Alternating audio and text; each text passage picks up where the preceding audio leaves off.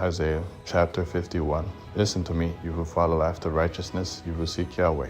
Look to the rock you were cut from, and to the quarry you were dug from. Look to Abraham your father, and to Sarah who bore you, for when he was but one I called him. I blessed him, and made him many, for Yahweh has comforted Zion. He has comforted all her waste places, and has made her wilderness like Eden, and her desert like the garden of Yahweh. Joy and gladness will be found in them, thanksgiving and the voice of melody. Listen to me, my people, and hear me, my nation, for a law will go out from me, and I will establish my justice for a light to the peoples. Thy righteousness is near, thy salvation has gone out, and my arms will judge the peoples. The islands will wait for me, and they will trust my arm. Lift up your eyes to the heavens, and look at the earth beneath, for the heavens will vanish away like smoke, and the earth will wear out like a garment. Its inhabitants will die in the same way, but my salvation will be forever, and my righteousness will not be abolished. Listen to me, you who know righteousness, the people in whose heart is my law. Don't fear the reproach of men, and don't be dismayed at their insults. For the moth will eat them up like a garment, and the worm will eat them like wool. But my righteousness will be forever, and my salvation to all generations. Awake, awake, put on strength, arm of Yahweh. Awake, as in the days of old, the generations of ancient times. Isn't it you who cut Rahab in pieces, who pierced the monster? Isn't it you who dried up the sea, the waters of the great deep, who made the depths of the sea a way for the redeemed to pass over? Those ransomed by Yahweh will return, and come with singing to Zion.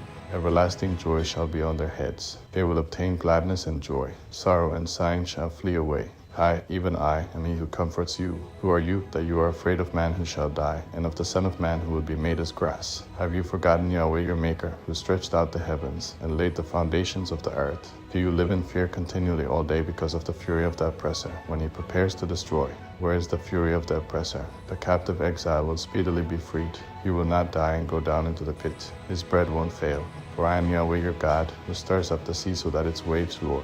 Yahweh of armies is his name. I have put my words in your mouth, and have covered you in the shadow of my hand, that I may plant the heavens, and lay the foundations of the earth, and tell Zion, you are my people. Awake, awake, stand up, Jerusalem, you who have drunk from Yahweh's hand the cup of his wrath. You have drunken the bowl of the cup of staggering, and drained it. There is no one to guide her among all the sons to whom she has given birth, and there is no one who takes her by the hand among all the sons whom she has brought up.